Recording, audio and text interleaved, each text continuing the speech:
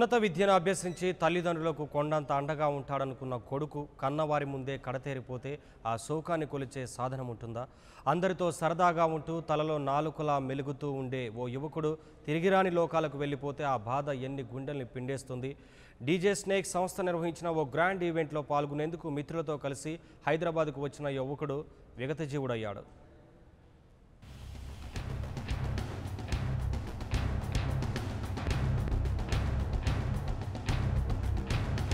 BTech చదువుకుని ఉల్లాసంగా జీవితం గడుపుతున్న మద్దాల తులసీరాం మరణం అనేక ప్రశ్నలు, అనేక సందేహాలకు వేదికైంది. పశ్చిమ గోదావరి జిల్లా భీమవరం ప్రాంతానికి చెందిన ఈ యువకుడి మరణం అయిన వారందరినీ శోక సంద్రంలో ముంచేస్తే మిత్రుల మధ్య మిస్టరీగా మిగిలిపోయింది. శనివారం సాయంత్రం 5 గంటల సమయంలో మద్దాల తులసీరాం అనే ఈ 23 ఏళ్ల యువకుడు తనతో పాటు 8 మంది మిత్రులతో కలిసి డీజే స్నేక్ సంస్థ నిర్వహించిన వినోద కార్యక్రమంలో పాల్గొనేందుకు హైదరాబాద్ వచ్చాడు. వేలాది మంది యువతీ యువకులు పాల్గొన్న ఈ కార్యక్రమం రాత్రంతా రసవత్తరంగా సాగింది. ఇది మందు, విందు, వినోదాలకు వేదికైంది. విందు వినోదాలతో యువతీ యువకులు ఆటపాటలతో తేలి ఉన్న సమయంలో హఠాత్తుగా అస్వస్థతకు గురైన తులసీరాం పక్కన సేద తీరే ప్రయత్నం చేశాడు. ఈ సమయంలో తోటి స్నేహితులు ఆయనకు స్వస్థత చేకూర్చే చర్యలు చేపట్టి కాసేపటి తర్వాత వారు మళ్లీ ఆటపాటల్లో మమేకమయ్యారు. మరో గంట తర్వాత అంటే రాత్రి 11 గంటల సమయంలో కార్యక్రమం ముగిసేసరికి మద్దాల తులసీరాం కనిపించకపోయేసరికి స్నేహితులంతా వెదకడం ప్రారంభించారు. పరిసరాలతో పాటు తాము తీసుకొచ్చిన వాహనం దగ్గర కూడా వెళ్లి చూసినా అతని జాడ తెలియకపోయేసరికి కంగారు పడిపోయారు. మళ్లీ నిర్వాహకుల వద్దకొచ్చి అడిగేసరికి ఓ యువకుడు అపస్మారక స్థితిలో ఉంటే అంబులెన్స్లో ఆసుపత్రికి పంపినట్టు చెప్పారు. ఏ ఆసుపత్రికి పంపారన్నది నిర్వాహకులు సరైన సమాధానం ఇవ్వలేదని తోటి మిత్రులు చెప్తున్నారు.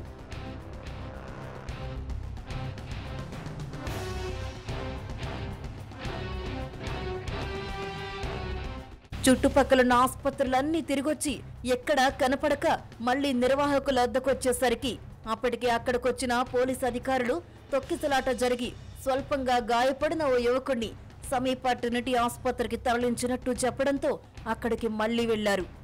కానీ అక్కడ తులసీరాం ఆచూకీ దొరకకపోవడంతో ఉస్మానియా జనరల్ ఆసుపత్రికి వెళ్లమన్న కొందరి సలహాతో అక్కడికి వెళ్లి చూసేసరికి తులసీరాం శవమై ఉండడం మిత్రుల్ని దిగ్భ్రాంతికి గురిచేసింది. ఒంటి మీద, ముఖం మీద గాయాలు, రక్తపు మరకలతో ఉన్న తులసీరాం మృతదేహం మిత్రుల్ని కంటతడి పెట్టించడంతో పాటు కంగారు పడేలా చేసింది. కొన్ని గంటల క్రితం చూసిన తులసీరాం శవమై పడి ఉండడం వారిని కలచివేసింది. అసలేం జరిగిందో అర్థం కాక మిత్రులంతా కకావికలమయ్యారు.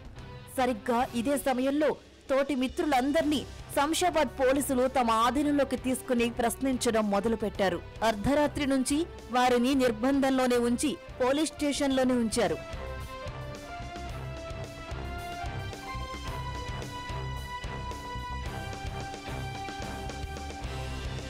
తులసీరాం మరణం అనేక ప్రశ్నల్ని మిగిల్చింది.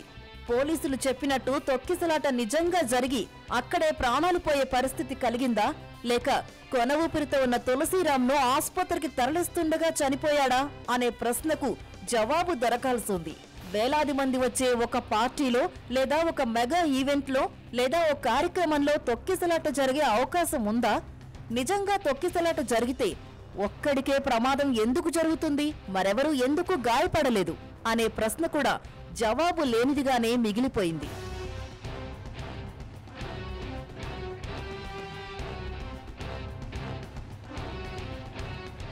తులసీరాం మృతదేహాన్ని చూస్తే ఎవరో దాడి చేసిన ఛాయలు కనిపిస్తున్నాయి. దేహం మీద రక్తపు ఘాట్లు, ముఖం మీద కవుకు దెబ్బలు తగిలినట్టు ఉన్న తీరు చూస్తే ఇదెవరో కావాలనే చేశారని నిర్వాహకులు ఈ విషయం బయటకు రాకుండా చేసేందుకు ప్రయత్నం చేస్తున్నారని అంటున్నారు.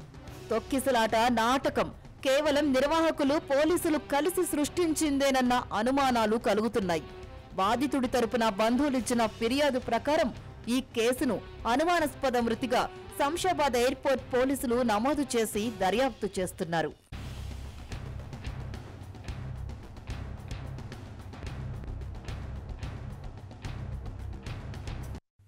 For more updates, please subscribe 99 TV Telugu.